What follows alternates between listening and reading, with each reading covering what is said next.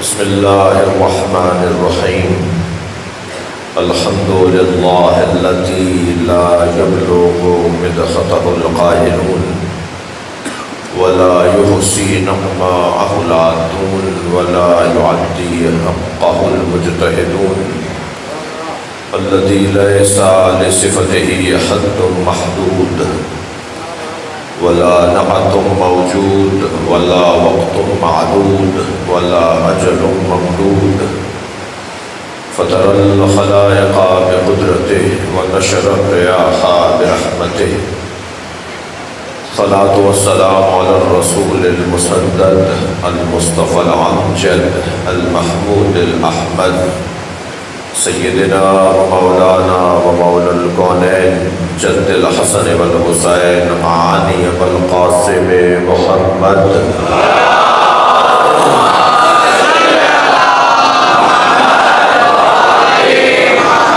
وآلہ الطیبین الطاہرین المعصومین الذین قال اللہ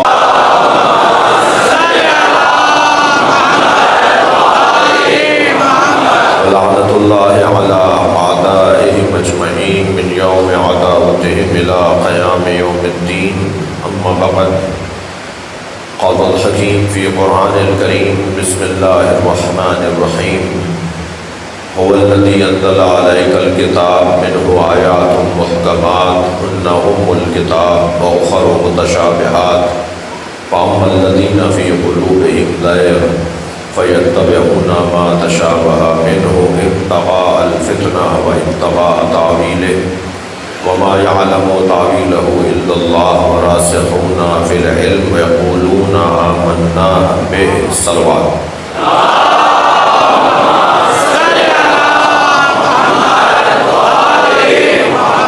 تھوڑا سا آگے آتے ہوئے ایک صلوات پڑھیے.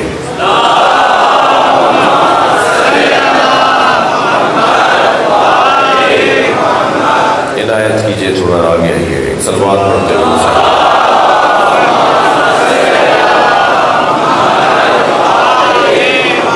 مولا آپ کو اجر عطا فرمائے. تھوڑا آگے آئیے صلوات پڑھتے ہوئے.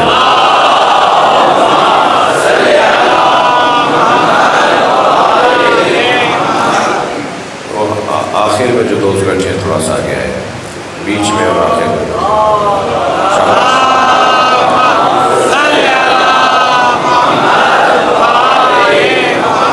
اس سے بلند صلوات کے ساتھ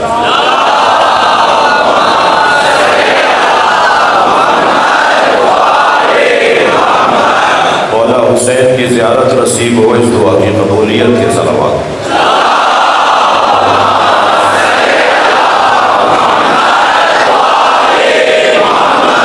حاجات کی برابری کے لیے بلند تر صلوات.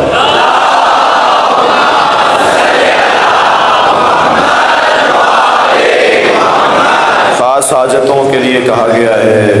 حاجیہ زہرا بنت حاجی عباس بیمار ہیں. آپ کے ذہنوں میں بھی جو مریض ہیں عزیز و قارب پڑوسیوں میں ان سب کی شفا کے لیے بلند تر صلوات.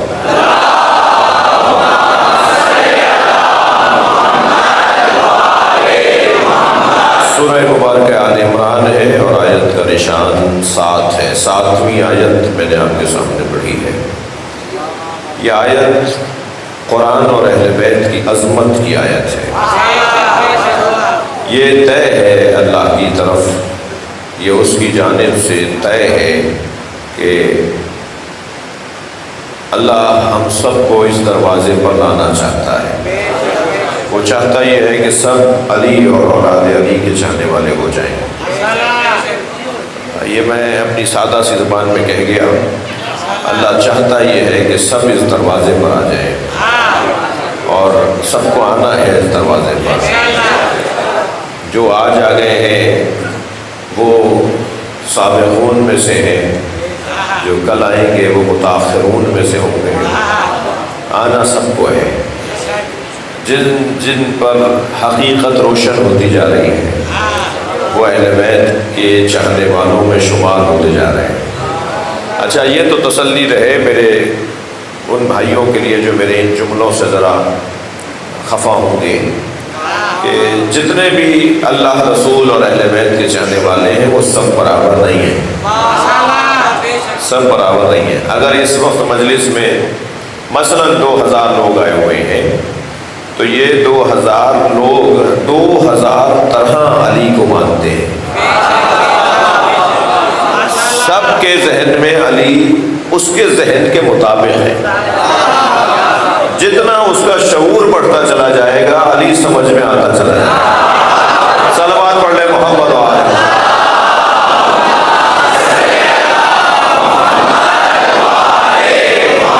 जितने लोग बैठे हैं ना सब एक जैसा नहीं मानते मौला अली, सब मुख्तलिफ मानते हैं, सब अपने अपने हिसाब से मानते हैं। मसलन इस बच्चे से, मेरी जान से, मेरे अजीज से, इस नौनिहाल से, इस पाकिस्तान के मुस्तकबिल से अगर मैं पूछूं कि तुम मौला अली को क्या मानते हो तो ये कहेगा मौला अली मौला अब्बास के बाबा।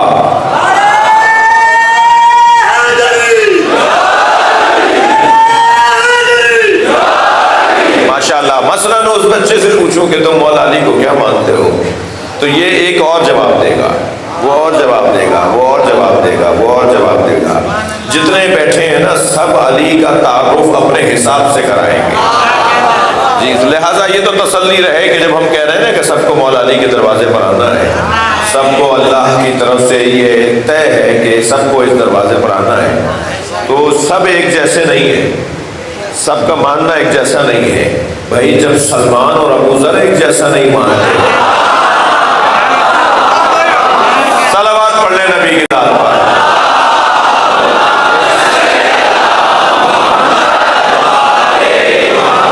तो हम सब किसी की अदावत हुसैन की, कस्म में बच रही है सखावत हुसैन की, बाजार के हजूम से कह दो कि चुप रहे, कुरान कर रहा है तिलावत हुसैन की।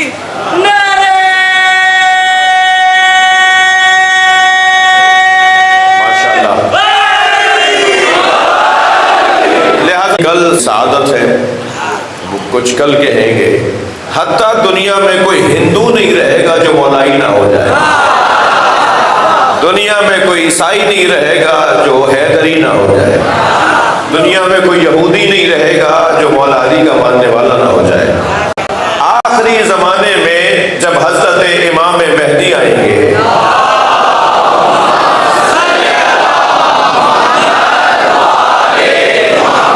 और फिर उनके पीछे हजरत ईसा नमाज पढ़ेंगे तो फिर सारे अक़वाम और अदियान सब मौला अली के पोते के हाथ पर इस्लाम कबूल करेंगे।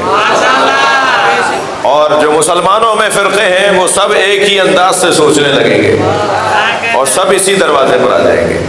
तो आप इस जद्दोजहद में अपना हिस्सा डालिए, जल्दी हो जाए ये काम, देर हो रही है, कुछ बहुत वक्त लग गया है, कुछ अपना हिस्सा डालिए एक काम के जरिए।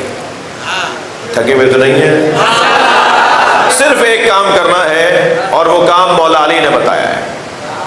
मौला अली ने फरमाया कि ऐ मेरे चाहने वालों मेरी मदद करो। मुश्किल कुशा की कौन मदद करे? क्या फरमाया मौला, क्या चाहते हैं मौला? आयुनी मेरी मदद करो।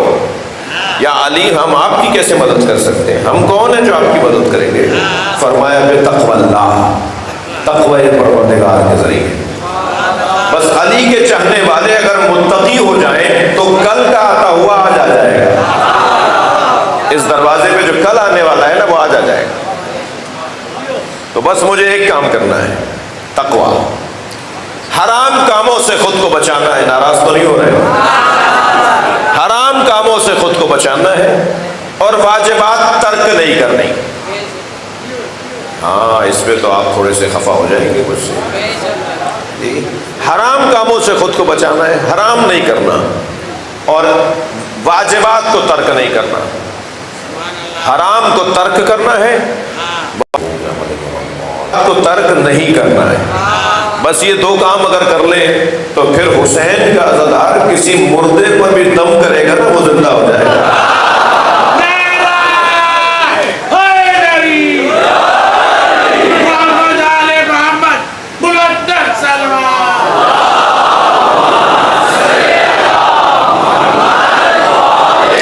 क्या समझते हैं इमाम हुसैन के अज़ादार से?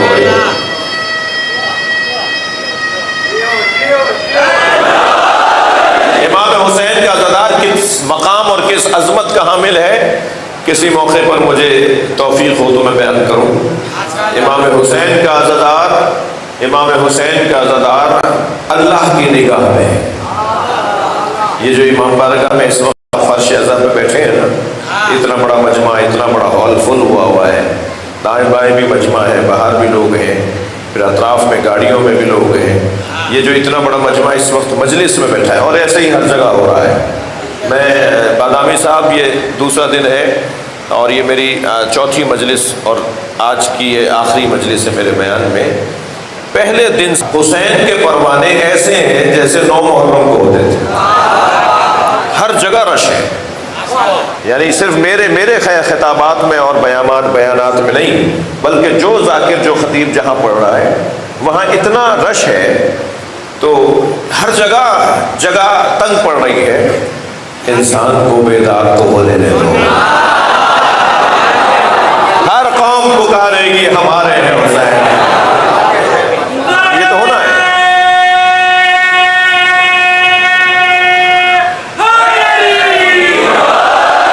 یہ ہونا ہے، سب کو آنا ہے اس دروازے پر۔ اور شیعہ امام حسین کی عزاداری کے مالک نہیں ہے، شیعہ امام حسین کی عزاداری کے مالک نہیں ہے، نوکر ہیں، اور نوکروں کو اپنی اوقات میں رہنا چاہیے، مالک کے مہمانوں کا خیال کرنا چاہیے۔ اس وقت بھی ہندو بھی آیا ہوا ہے امام بارگاہ میں، عیسائی بھی آیا ہوا ہے امام بارگاہ میں، سنی تو ہماری جان ہے، سنی بھی آئے ہوئے ہیں امام بارگاہ میں، خاندانی عزادار بھی آئے ہوئے ہیں، اور کبھی کبھی آنے والے بھی آئے ہوئے ہیں۔ اس وقت ایک خوشبو ہے جو اپنی طرف کھینچ رہی ہے، اور وہ خوشبو امام حسین کی خوشبو ہے۔ میں آپ کو روایت سنا رہا ہوں کہ جب محرم کا چاند نمودار ہوتا ہے، توجہ چاہوں گا، جب محرم کا چاند نمودار ہوتا ہے تو عرش الہی سے حسین کی خون کی خوشبو زمین پر اترنے لگتی ہے، اور یہ خوشبو اپنی طرف لوگوں کو کھینچ رہی ہوتی ہے۔ جنہیں کہیں مجلس نہیں مل رہی ہوتی نا، وہ مرثیے کی کتاب کھول کر 2 مصرے پڑھ کے رو دیتا ہے، مگر وہ اپنے آپ کو چاہتا ہے کہ امام حسین کے ذکر میں شامل کرے۔ ہر شخص اس وقت امام حسین کو یاد کر رہا ہے۔ ابھی تو آغاز ہے، ابھی تو دوسری محرم گزری ہے، اور ابھی تو پورا ہفتے سے زیادہ کا دورانیہ باقی ہے جو امام حسین کی شہادت کی تاریخ ہے۔ عزیزو، قرآن اور اہل بیت 2 بھاری چیزیں، تھکے تو نہیں ہیں؟ 2 سنگین چیزیں، جو 2 ثقلین، ثقل اکبر اور ثقل اصغر، 2 بھاری چیزوں کا تذکرہ کرنے جا رہا ہوں۔ اللہ نے اس کائنات میں 2 وزن قرار دیے ہیں، ایک کو قرآن کہتے ہیں، ایک کو اہل بیت کہتے ہیں۔ دونوں بھاری اور دونوں سنگین موجود ہیں، اور یہ میں نہیں کہہ رہا، نبی نے فرمایا ہے، انی تارک فیکم ثقلین یا ثقلین، میں تمہارے درمیان 2 بھاری گراں قدر وزنی چیزیں چھوڑے جا رہا ہوں، کتاب اللہ کی کتاب، و عترتی اہل بیتی، اور اپنے اہل بیت۔ انہما لا یفترقان، حدیث کا ایک جملہ غور سے سنیں، یہ دونوں ایک دوسرے سے علیحدہ نہیں ہوں گے، یہ ایک دوسرے سے علیحدہ نہیں ہوں گے۔ میں 2 چیزیں ایک ساتھ چھوڑ کے جا رہا ہوں، یہ دونوں ساتھ ساتھ رہیں گے۔ انہما لن یفترقان، یہ ایک دوسرے سے علیحدہ نہیں ہوں گے۔ فَإِن تَمَسَّكْتُم بِهِمَا، اور اگر تم نے ان دونوں سے وابستگی اختیار کی، لن تضلوا بعدی ابدا، تم ہرگز گمراہ نہیں ہوگے، ٹریک سے ہٹنے نہیں پاؤ گے، رستے سے بھٹکنے نہیں پاؤ گے، کسی اور طرف نہیں جاؤ گے، اسی رستے پہ رہو گے جس رستے پہ اللہ تمہیں دیکھنا چاہتا ہے۔ لہذا ان دونوں سے جڑے رہنا، یہاں تک کہ حوض کوثر پر آ کر یہ مجھ سے ملیں گے۔ اچھا، ہم بھی تو جائیں گے نا وہاں، نبی مکرم یہ نہیں فرما رہے کہ تم آ کر مجھ سے ملو گے، فرما رہے ہیں یہ دونوں آ کر مجھ سے ملیں گے، یہ بتائیں گے کہ تم ان کے ساتھ تھے یا نہیں، یہ دونوں آ کر مجھے بتائیں گے کہ تم نے قرآن کو چھوڑ تو نہیں دیا تھا، تم نے اہل بیت کو تنہا تو نہیں کر دیا تھا، تم نے اہل بیت کی تعلیمات پر عمل کیا تھا، یہ مجھے آ کر بتائیں گے۔ ہم تو خوب کہتے ہیں اس وقت، ہم تو قرآن پڑھتے ہیں، ہم تو خوب نعرہ لگا رہے ہیں، ہم تو خوب کہتے ہیں ہم تو اہل بیت کو مانتے ہیں۔ قرآن کہے کہ یہ مجھے پڑھتا ہے، اہل بیت کہیں کہ یہ مجھے مانتا ہے۔ ناراض نہ ہوئیے گا، جملہ کہنے جا رہا ہوں، مولا علی کو شناختی کارڈ کا شیعہ نہیں چاہیے، مولا علی کو کردار کا شیعہ چاہیے۔ مولا علی کو وہ شیعہ چاہیے جس کی چال بتائے کہ علی والا ہے۔ ولی اللہ پڑھتے ہیں، آپ کو بتانے کی کیوں ضرورت پڑے کہ آپ محمد رسول اللہ لا الہ الا اللہ پڑھتے ہیں، بلکہ خود وجود بتائے کہ یہ توحیدی اور نبوی اور حیدری وجود ہے۔ وجود پکار کے بتائے۔ کسی نے دیکھا نہیں تھا کہ بت ابراہیم نے توڑے ہیں، مگر سارا شہر کہہ رہا تھا یہ بھی ابراہیم کا کام ہے۔ کام پکار کے بتا رہا ہے کہ کس کا ہے۔ حضرت ابراہیم نے کیا کیا تھا؟ میں بچوں جوانوں کو ذرا دہرا رہا ہوں، حضرت ابراہیم نے کیا کیا تھا؟ جب سارا شہر گیا نا تہوار منانے کے لیے شہر سے باہر، سارے شہری چلے گئے باہر کوئی رسم کرنے کے لیے اپنی، تو حضرت ابراہیم نے موقع غنیمت جانا، بت خانے میں گئے کلاڑی لے کر، اور کسی بت کی آنکھ پھوڑی، کسی کی ناک کاٹی، کسی کا کان کاٹا، کسی کا پیٹ پھاڑا، کسی کا پیر توڑا، اور بڑے بت کے گلے میں کلاڑی لٹکا دی، اور بڑے اطمینان سے گھر آ کے بیٹھ گئے۔ اب جب واپس آئیے اور بت خانے میں پوجا کے لیے گئے جی، تو دیکھا کہ سارے بتوں کا یہ حال ہے، تو آپس میں کہنے لگے ہو نہ ہو یہ ابراہیم کا کام ہے۔ اچھا انہوں نے دیکھا نہیں تھا مگر انہیں یقین تھا کہ کام ابراہیم کا ہے، کام بتا رہا تھا کہ ابراہیم کا ہے۔ مولا علی جسے مارتے تھے نا، جس کو بھی مارتے تھے علی، جس پہ بھی علی تلوار چلاتے تھے نا، جنازہ پکار کے کہتا تھا مجھے علی نے مارا ہے۔ علی مولا سر پہ تلوار چلاتے تھے یا دھڑ پہ تلوار مارتے تھے؟ جیسے تاریخ دانوں نے لکھا ہے کہ عمودی یا افقی،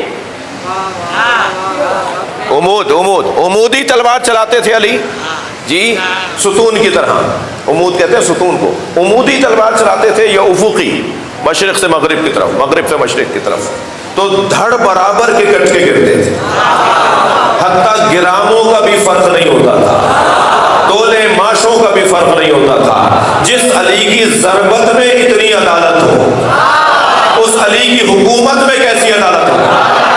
صلوات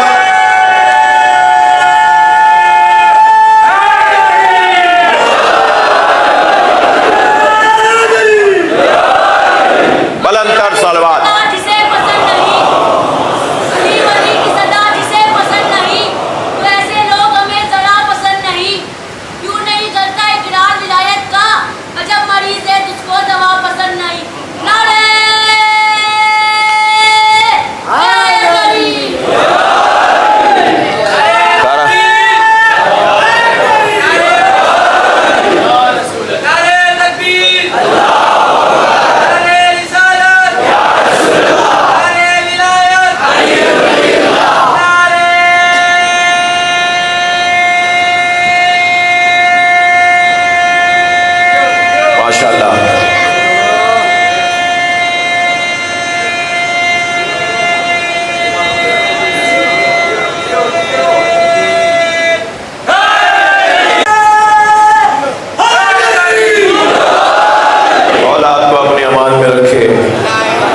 کھارا در کے میٹھے در کے یہ اس علاقے کے جتنے بھی احباب تشریف فرما ہے، تو ان کی سماعت اپنی ہی ہے اور خاندانی عزادار ہیں، خاندانی مولا کے چاہنے والے ہیں، اور اس خطے کی جتنی بھی زبانیں بولنے واجبات کو ترک نہیں کرنا ہے۔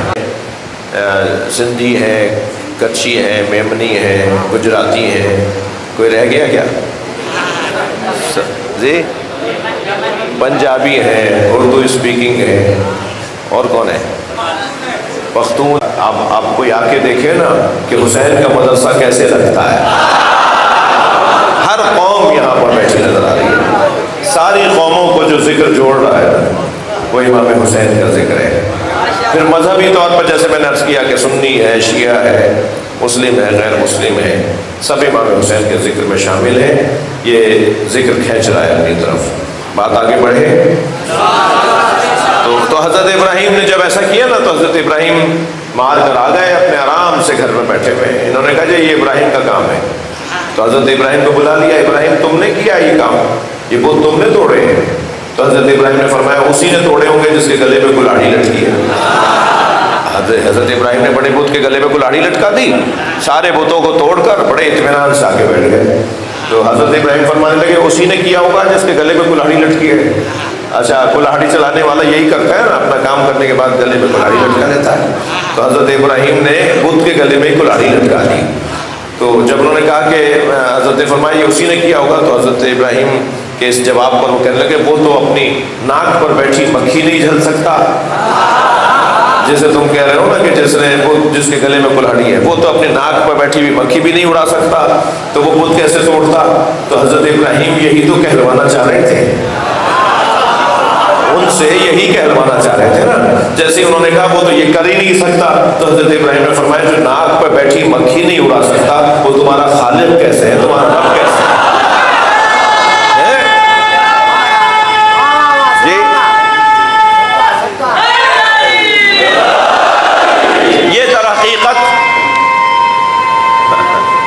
اچھا, اب یہ تو ہوگا, یہ تو محبتوں کا اظہار ہے, یہ تو ہوتا رہے گا.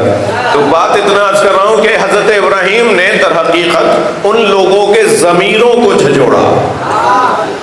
بدن کو ہلانے سے انسان کی آنکھ کھلتی ہے اور مجلس کے سنانے سے ضمیر زندہ ہوتا ہے.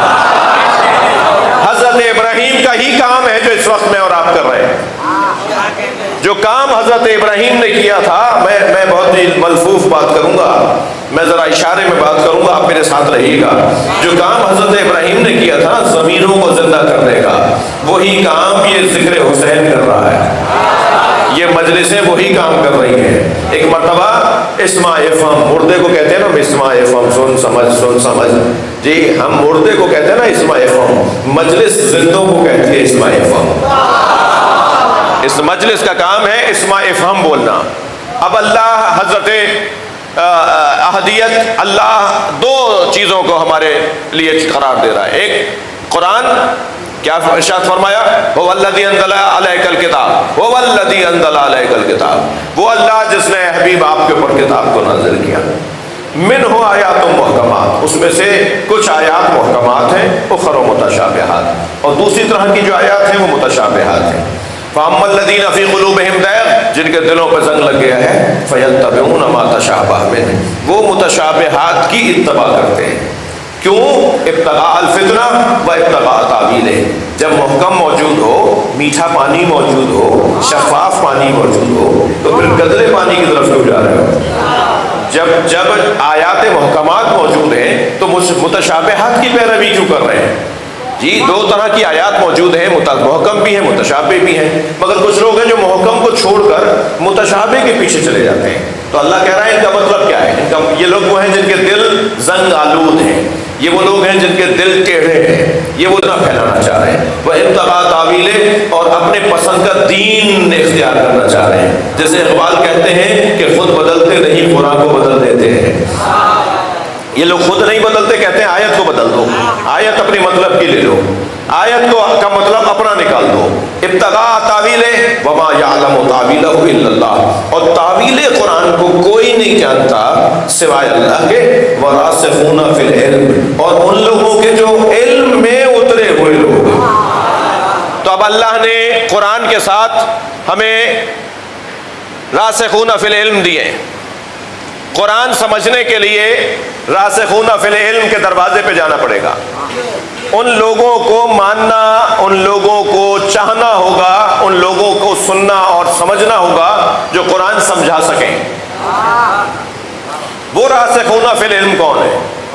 میں ان بچوں اور جوانوں کو بات روشن کرنے کے لیے, میری قسمت بہت اچھی ہے, اکثریت جوانوں کی ہے, ان لوگوں سے گزارش کر رہا ہوں کہ توجہ ذرا بڑھائیں گے اپنی. یہ جو راسخون فی العلم ہے نا, علم میں اترے ہوئے لوگ, کچھ ہستیاں ہیں, ایک قبیلہ ہے, ایک خاندان ہے, کچھ لوگ ہیں جو علم میں اترے ہوئے ہیں. جی علم میں رہنے والے لوگ, کچھ لوگوں میں علم ہوتا ہے, کچھ لوگ علم میں ہوتے ہیں. تھوڑا سا ساتھ دیجیے گا میرا اگر بات جاری ہو. کچھ لوگوں میں علم ہوتا ہے, صاحبان علم,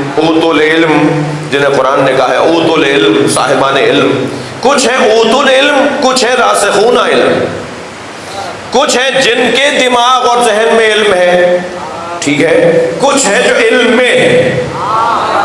بھائی میں ذرا سمندر کے قریب مجلس پڑھ رہا ہوں نا، تھوڑا بتائیے، میں سمندر کے قریب مجلس پڑھ رہا ہوں نا، مچھلی پانی میں رہے تو اس کی حیات ہے، پانی سے باہر آئے تو اس کی موت ہے۔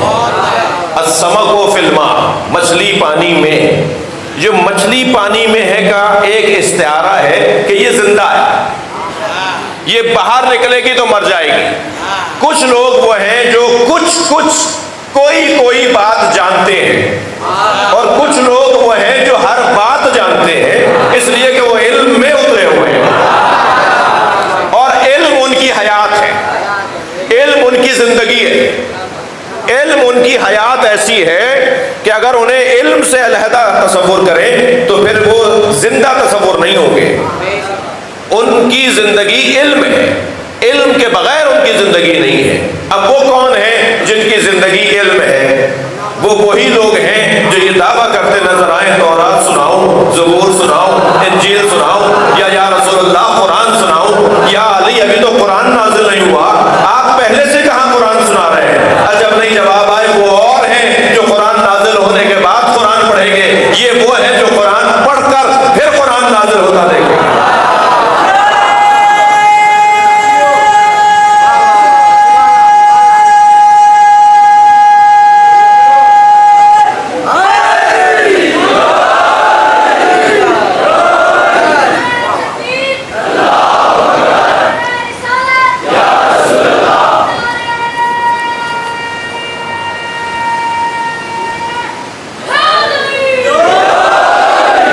دو بات بہت روشن ہے کہ وہ گھرانہ جو صاحبان علم نہیں، راسخون فی العلم، جن کی زندگی علم ہے، جن کا علم ان کی زندگی ہے، جو سوال پوچھنے سے پہلے جانتے ہیں کہ پوچھنے والا کیا پوچھنا چاہتا ہے، جو سوال پوچھنے والے کو جانتے ہیں کہ یہ کس غرض سے پوچھنے آیا ہے، جو یہ اعلان کرتے نظر آئیں کہ ہم سے پوچھ لو اس سے پہلے کہ تمہاری زندگیاں ختم ہو جائیں۔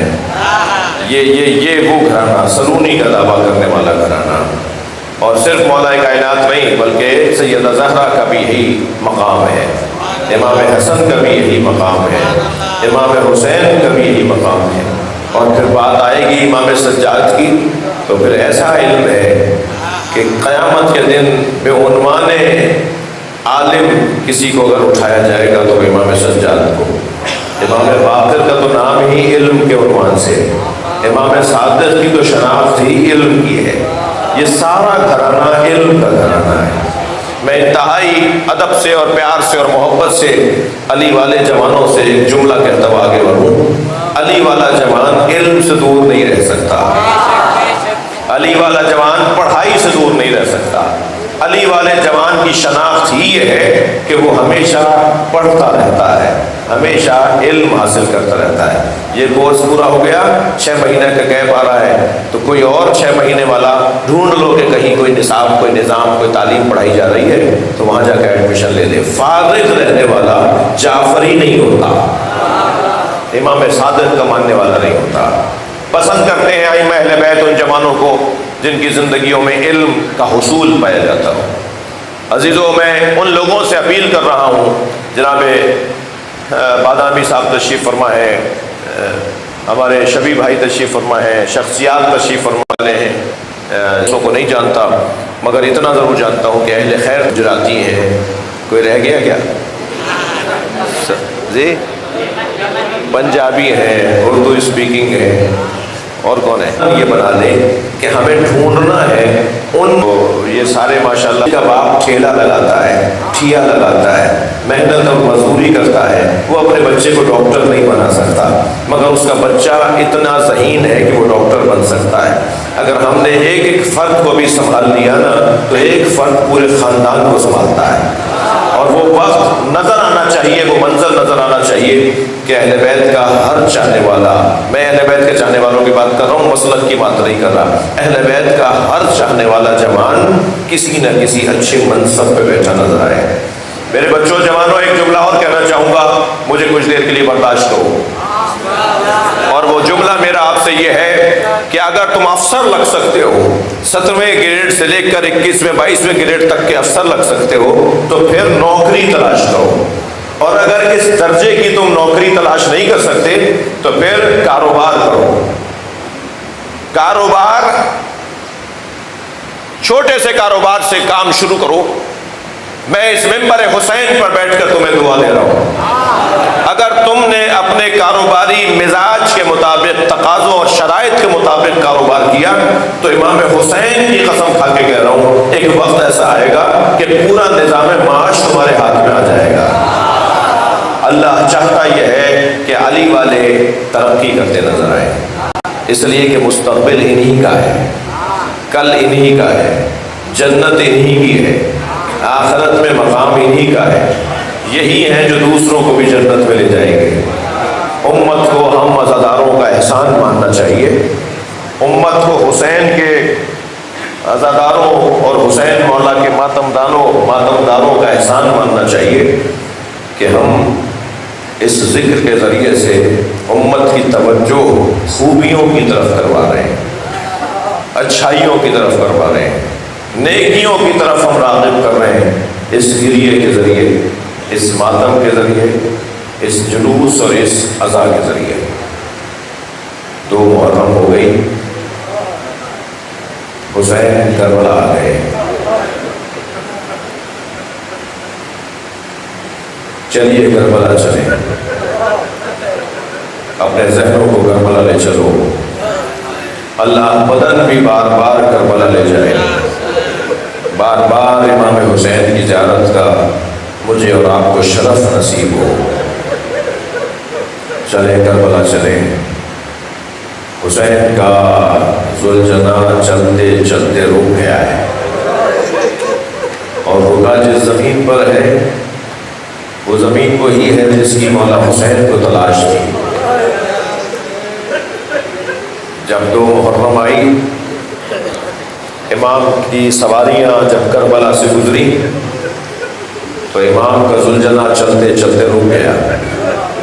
امام اپنے گھوڑے کو چابک نہیں مارتے تھے، فرماتے تھے تیز چل تو یہ تیز چلتا تھا، فرماتے تھے آہستہ ہو جا تو یہ آہستہ ہو جاتا، دائیں موڑ بائیں موڑ۔ امام فرماتے تھے میں اترنا چاہ رہا ہوں تو یہ گھٹنے ٹیک دیتا تھا تاکہ حسین کو اترتے ہوئے تکلیف نہ ہو۔ رونا تو اسی کا ہے، حسین مولا کا ذوالجناح اپنے گھٹنوں کو ٹیک دیتا تھا تاکہ حسین اترے تو حسین کو تکلیف نہ ہو، مگر کربلا کے میدان میں کچھ لوگوں نے حسین کو تیر مار کے گرایا۔ یہ جانور امام حسین کا ادب کر رہا تھا، مگر ظاہری طور پر کچھ لوگ تھے کہ جنہوں نے بظاہر کلمہ بھی پڑھا ہوا تھا، مگر وہ نبی زادے کو گھوڑے سے گرا رہے تھے۔ گھوڑا چلتے چلتے رک گیا، امام نے بہت کہا مگر ذوالجناح رک نہیں رہا، ذوالجناح چل نہیں رہا، ذوالجناح رکا کھڑا ہے۔ اگر کسی کو یہ میری بات سمجھ میں نہ آئے تو تھوڑی دیر کے لیے مدینے کی ہجرت، یعنی مکے سے مدینے کی ہجرت نبی کی ذرا سن لیں۔ نبی نے جس ناقے پر خود کو بٹھایا ہوا تھا، مدینے میں جب داخل ہوئے تو فرمایا میرا ناقہ جس کے گھر پہ جا کے رکے گا میں اسی گھر میں ٹھہروں گا۔ سارے مہاجرین مولا کے ساتھ، نبی کے ساتھ جو ہجرت کر کے آئے تھے وہ سب نبی کے پیچھے ہیں، نبی سواری میں سوار ہیں، اونٹنی جہاں رکے گی وہاں نبی اسی گھر میں ٹھہریں گے، اور جہاں جا کر اونٹنی نے گھٹنے ٹیکے ابو ایوب انصاری رضی اللہ تعالیٰ عنہ کے گھر کے سامنے، وہاں نبی مکرم اونٹنی سے اترے اور اس گھر میں جا کے ٹھہر گئے۔ یعنی کچھ معاملات غیبی بھی ہوتے ہیں، کچھ معاملات غیبی بھی ہوتے ہیں، یعنی پورا عالم اسلام، پوری نبی کی امت ایک اونٹنی کے پیچھے لگی ہوئی ہے۔ کوئی نہیں کہتا کہ یہ کیسا واقعہ ہے، کوئی نہیں کہتا کہ یہ واقعہ ضعیف ہے، یہ واقعہ جھوٹا ہے، یہ واقعہ نہیں مانیں گے۔ یہ اونٹنی کے پیچھے نبی مکرم کی پوری امت لگی ہوئی ہے۔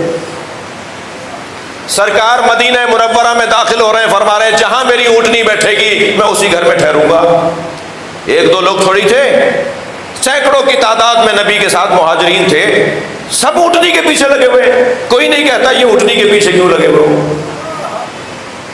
حسین مولا کا ذوالجناح جہاں آ جاتا ہے، جہاں امام حسین کے گھوڑے کی بات آتی ہے، کہتے ہیں یہ گھوڑا پرست ہے، کہتے ہیں یہ گھوڑے کے پیچھے لگے ہوئے ہیں۔ ہم گھوڑے کی پوجا نہیں کرتے، مگر ہم قدر کرتے ہیں وفادار کی۔ اب اگر وفادار جانور ہو نا تو ہم اس کی قدر کرتے ہیں، تو اگر انسانوں نے وفا کی ہوتی تو پھر ہم انہیں کہاں اپنے سر پہ بٹھاتے، ہم کیا ان کا مقام۔ لہذا جن ہستیوں نے حسین کے ساتھ وفا کی وہ شہداء کربلا آج بھی علیہ السلام ہے۔ ادھر کوئی نہیں کہتا کہ اونٹنی کے پیچھے پوری امت کو لگایا ہوا ہے، یہ واقعہ ضعیف ہے، سب مانتے ہیں کہ واقعہ ٹھیک ہے۔ حسین مولا کا گھوڑا چلتے چلتے رک گیا، بہت کہا کہ ذوالجناح آگے چل، مگر گھوڑا آگے نہیں بڑھتا تھا۔ امام مارتے تو تھے نہیں اسے، امام نے دوسرا گھوڑا بدلا، تیسرا بدلا، چوتھا بدلا، 10 گھوڑے حسین نے بدلے مگر کوئی گھوڑا آگے نہیں بڑھ رہا۔ تب فرمایا عباس، وہ سامنے جو مکانات نظر آ رہے ہیں، وہ جو دیہات نظر آ رہا ہے، وہاں جا کر پتہ تو کرو اس زمین کا نام کیا ہے۔ وہ یہاں رہتے ہیں نا، قریب میں ہی رہتے ہیں، وہ بتائیں گے کہ یہ زمین کون سی زمین ہے، اس علاقے کا نام کیا ہے۔ تو ضعیف العمر بوڑھے بزرگ لوگ سامنے آئے، اور جو سامنے آتا تھا اور امام پوچھتے تھے اس زمین کا نام کیا ہے، تو کوئی کہتا تھا نینوا۔ امام نے دوسرے سے پوچھا اس کا نام کیا ہے، اس نے کہا بازریا۔ امام نے ایک اور بزرگ سے پوچھا اس کا نام کیا ہے، اس نے کہا ماریا۔ جب امام نے بہت سے نام سن لیے تو دور ایک بزرگ کو دیکھا جو قریب نہیں آ رہا تھا، امام نے فرمایا انہیں میرے قریب بلاؤ۔ خود آگے بڑھے، وہ آگے آئے، جیسے ہی قریب ہوئے تھے امام نے فرمایا اے بزرگ اتنا بتاؤ اس زمین کا نام کیا ہے۔ تو جب امام نے پوچھا نا اس کا نام بتاؤ تو کہنے لگا اے فرزند رسول، اے حسین ابن علی، آپ آگے چلے جائیں، آپ آگے والی زمینوں کی طرف چلے جائیں۔ امام نے فرمایا میں تم اس سے اس کا نام پوچھنا چاہتا ہوں، تو مجھے اس کا نام بتا۔ اجرکم اللہ، اجرکم اللہ، آمادہ ہو رہے ہیں نا آپ ہونے کے لیے۔ وہ کہنے لگا حسین آگے چلے جائیں، آپ اس زمین سے دور چلے جائیں۔ تو امام نے فرمایا آپ مجھے اس کا نام بتائیں۔ تو کہنے لگا ھذا کرب و بلا، یہ کرب و بلا ہے۔ جیسے امام حسین نے سنا نا یہ کرب و بلا ہے، تو فوراً دونوں ہاتھوں کو اٹھایا، اللہم اعوذ من کرب و بلا، یا اللہ کرب و بلا کی تجھ سے پناہ چاہتا ہوں۔ پھر یہ کہہ کر حضرت عباس کی طرف دیکھا، فرمایا عباس اس زمین کو خریدو، اس زمین کے مالکوں کو پیسے ادا کرو، قیمت ادا کرو، اس زمین کو خریدو۔ عباس تمہیں پتہ ہے جس زمین کی خاطر میرے بابا نے تمہیں اللہ سے مانگا تھا یہ وہی کربلا ہے، جس زمین پر تمہیں اپنے جورش اور شجاعت دکھانے یہ وہی کربلا ہے۔ امام نے زمین خریدی، زمین خرید کے وہ زمین انہی لوگوں کو ہبہ کر دی، لکھ کر دے دی یہ زمین میں تمہارے حوالے کر رہا ہوں 3 شرطوں کے ساتھ۔ سنیں گے 3 شرطیں کیا لگائی امام حسین نے؟ تمہیں پیسے بھی دے دیے، تمہاری زمین کے پیسے بھی تمہیں دے دیے، یہ زمین بھی تمہاری، مگر 3 شرطیں ہیں۔ پہلی شرط تو یہ ہے، بڑا قیامت کا جملہ ہے، ایک مرتبہ دل چیر کے رکھ دیتا ہے یہ جملہ۔ پہلی شرط یہ ہے میرا جنازہ دفنا دینا۔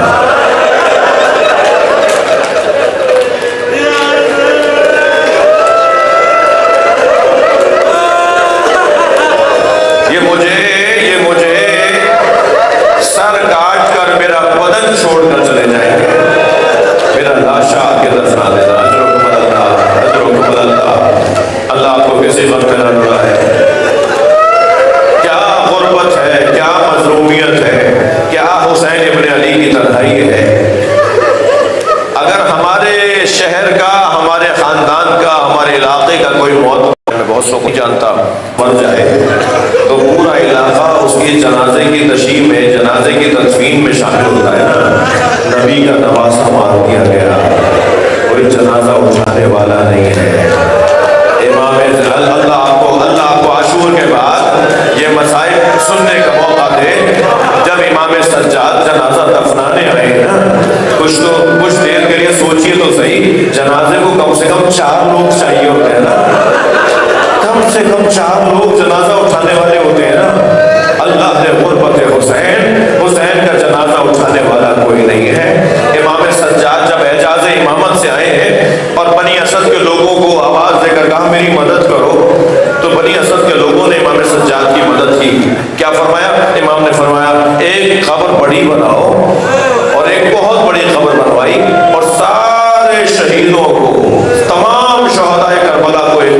لٹا دیا جس کا نام گنج شہیدہ رکھا.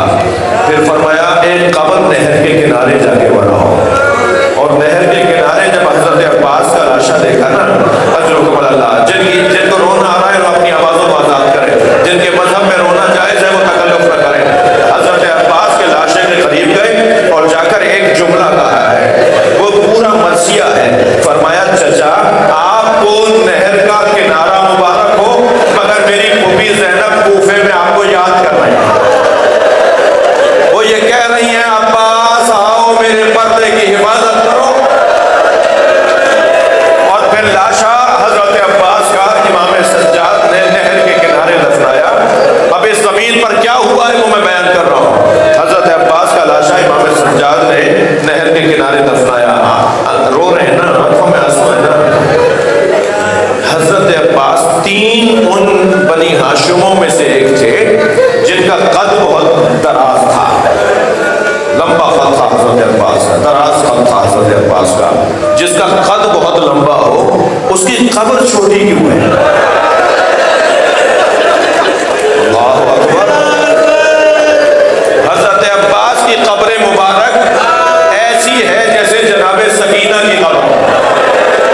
جناب سکینہ کی قبر چھوٹی ہے یہ تو سمجھ میں آتا ہے, مگر حضرت عباس کی قبر چھوٹی کیوں ہے؟ اس لیے کہ عباس مولا کا لاشا ان کی وصیت کے مطابق جب مولا حسین چھوڑ کر آ گئے تھے نا نہر کے کنارے سے, تو دشمن یہ سمجھا تھا کہ عباس ابھی زندہ ہیں, کسی بھی وقت کھڑے ہو جائیں گے اور پھر ہم پہ حملہ کریں گے. تو اتنی تلواریں برسائیں, اتنی تلواریں ماری کہ جوڑ جوڑ علیحدہ ہو گیا. جب امام سجاد لاشا اٹھاتے تھے نا تو لاشا ڈھلک جاتا تھا. اجرکم اللہ, اجرکم اللہ. اللہ ان آوازوں پہ رحمت نازل کرے, اللہ ان رونے والوں کے رزق میں اضافہ کرے. اجرکم اللہ. امام زین العابدین نے نہر کے کنارے پر حضرت عباس کا لاشا دفنایا. پھر فرمایا بنی اسد سے آؤ 2 قبریں اور بنا دو, ایک سرہانے کی طرف ایک پائنتی کی طرف. سرہانے کی طرف امام حسین کو لٹایا, پائنتی کی طرف حضرت علی اکبر کو لٹایا. اور ایک قبر ہے جو آج امام حسین کی زری کے اندر ہے. امام حسین کی زری کے 6 کونے کیوں ہیں؟ 4 کونوں والی زری نہیں ہے امام حسین کی. جو پائنتی کی طرف ذرا زری بڑی بڑی سی نظر آتی ہے نا, وہ حضرت علی اکبر کی قبر ہے. امام حسین کے پیروں کی جانب حضرت علی اکبر دفن ہے اور سرہانے کی طرف امام حسین دفن ہے. عزیزانو مجلس تو یہاں مجھے روک دینی چاہیے, اس لیے کہ ہر آنکھ میں آنسو آ گئے ہیں. میری محنت سوارت ہو گئی ہے, میرے حصے کی نوکری مکمل ہو گئی ہے, لیکن میرا دل کہہ رہا ہے کہ ایک جملہ آپ سن لیجیے. امام زین العابدین نے جب یہ قبریں بنا دی نا, تو قبر کے اوپر, امام حسین کی قبر کے اوپر ایک جملہ اپنی انگشت شہادت سے لکھا, مٹی کے اوپر قبر کے اوپر جملہ لکھا, ھذا قبر الحسین الذی قتلوا عطشانا. یہ اس حسین کی قبر ہے جسے پیاسا مارا گیا. اجرکم اللہ, اجرکم اللہ. حق ہے بلند آواز سے گریہ کرنا. یہ اس حسین کی قبر ہے جسے پیاسا مارا گیا. عزادارو امام سجاد نے بابا کی قبر بنا دی, بھائی کو قبر کے حوالے کر دیا. اعجاز امامت سے آئے تھے واپس چلے گئے. کربلا معلیٰ میں یہ مصائب جو میں ابھی پڑھ رہا ہوں نا, یہ مصائب کربلا میں ایک ذاکر پڑھ رہا تھا, ایک ذاکر پڑھ رہا تھا. جب وہ ممبر سے اترا تو ایک ایسے ہی روتے ہوئے ایک عزادار نے اسے کہا, بھائی یہ تو بتاؤ علی اصغر کو کہاں دفنایا؟ تم نے یہ بتا دیا کہ علی اکبر کہاں دفن کیے گئے, عباس کہاں دفن کیے گئے, سارے شہیدوں کو کہاں دفن کیا, حسین مولا, یہ تو بتاؤ کہ علی اصغر کو کہاں دفن کیا. تو وہ ذاکر یہ کہتا ہوا آگے بڑھ گیا, میں نے کہیں نہیں پڑھا کہ حضرت علی اصغر کو کہاں دفنایا. امام سجاد نے رات کو بستر خواب پر گیا, سونے کے لیے جب لیٹا, جب نیند آئی نا تو حسین نظر آئے. امام حسین اسے خواب میں نظر آئے اور اس حالت میں نظر آئے کہ امام حسین کے بدن پہ زخم ہیں, تیر بہت سے لگ چکے ہیں. آگے بڑھ کر اس نے ہاتھوں کو بوسہ دیا. امام نے فرمایا بس میں تم سے ملنے اس لیے آیا ہوں, میرے رونے والوں کو بتاؤ علی اصغر کو میرے سینے پہ سلایا. علی اصغر حسین کے سینے پہ سو رہا ہے. لا لا اللہ